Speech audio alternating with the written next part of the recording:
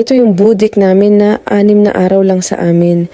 Nanginginig yung katawan niya at yan yung lumalabas sa dumi niya.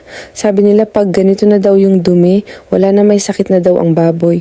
Ginawa namin ng lahat para lang siya ma-save, pero sadyang yung katawan na niya ang sumuko. Binilhan namin ng parang aerosol para di ma-dehydrate. 2 pack ng gatas ang nabili namin at bumili din kami ng pang-spray na gamot sa diarrhea niya. Kahit mahal, kinaya na lang namin para sa kanya. Pero siya na ang sumuko. Kagabi lang mga 8:40 PM lang siya nawala. Bubuhatin na sana namin siya para padidihin pero matigas na katawan niya ang naabutan namin.